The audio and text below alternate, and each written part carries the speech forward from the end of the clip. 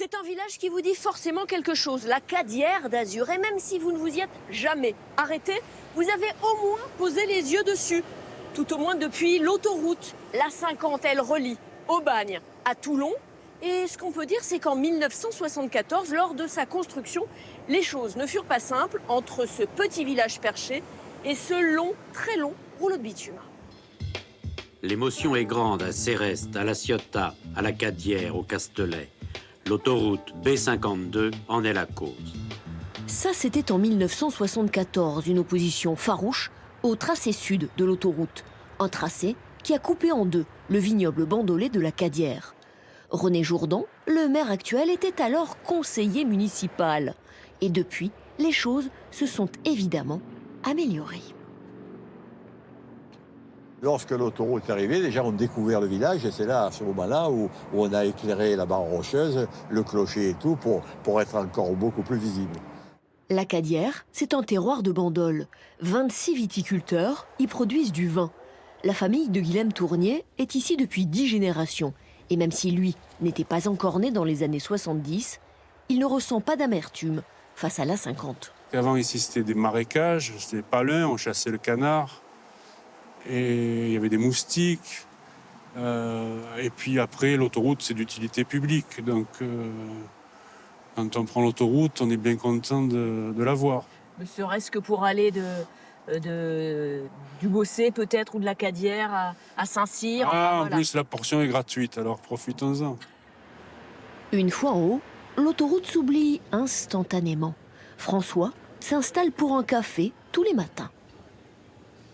Qu'est-ce qu'il y a de particulier là sur cette petite place ? On voit passer les gens. On voit passer les gens, c'est le centre du village. C'est vraiment un endroit privilégié. C'est devant la porte Saint-Jean, inscrite à l'inventaire des monuments historiques, que nous retrouvons monsieur le maire. Il n'est pas peu fier des vieilles pierres du village, datant du Moyen-Âge. Là, il y avait des boutiques, c'est ça, au Moyen-Âge, et ça servait à quoi, là ? C'est un étal, en quelque sorte. On ne sait pas du tout quel était l'artisan qui était installé. C'était peut-être aussi un poissonnier. Qui mettait sa marchandise, là. Avec des pierres taillées, qui sont des pierres riches en fossiles, puisque c'est des pierres de la Cadière, ça. D'accord. Autre particularité du village, le nombre impressionnant de chapelles ou d'églises. Sophie Del Santi travaille à la maison du tourisme. Sophie, ça c'est encore une église. Il y en a beaucoup quand même à la Cadière. Pourquoi ? Oui, parce que ça a été sous la seigneurie de l'abbé de Saint-Victor de Marseille du 14e, fin 14e, jusqu'à la Révolution française, 1789. Bon, il y en a combien alors en tout ? En tout, une dizaine. Une dizaine ? Une dizaine de chapelles. Et à l'intérieur de l'église Saint-André, datant du XVIe siècle, le spectacle continue, comme avec ce ciborium. Classé à l'inventaire des monuments historiques, et aussi le tableau de la flagellation d'après Rubens. Des peintres à la Cadière, il y en a eu beaucoup.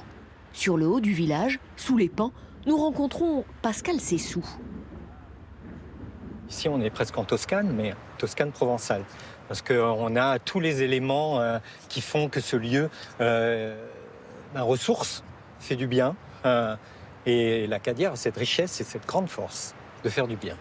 Ce que vous voyez, qui est le lieu de notre rencontre, vous allez le retrouver avec mon émotion de peintre sur le papier. L'homme, toulonnais d'origine, s'est installé là il y a 23 ans, sans aucune hésitation. C'est comme une rencontre amoureuse, c'est-à-dire que vous ne cherchez pas à comprendre véritablement ce qui se passe, vous le ressentez. Et là, j'ai vraiment ressenti un lien avec le village de la Cadière. Et du coup, c'était évident qu'il fallait que je trouve un espace pour y travailler. Sur la toile de Pascal Sessou, les pins du village, ni tout à fait les mêmes, ni tout à fait des autres. Moi, mon émotion, elle est là-haut. Maintenant, une fois que j'ai emmagasiné tout ce regard, toute cette émotion, mon travail de peintre est de retranscrire cette lumière et de l'apporter au niveau de l'ensemble de mes pinèdes. Le sujet, bien entendu, c'est le pain, que je décline sur des supports très différents, avec des techniques très différentes, pour pouvoir toujours le trouver différemment. Et même si sur la toile, la Cadière n'existe pas, Le village, il est là, hein, quoi qu'il en soit. Mais ce que je veux absolument trouver, parce que je pense que l'essentiel est de toujours chercher en peinture. Si on trouve, on s'arrête et puis on part à la retraite et on se met à faire la sieste.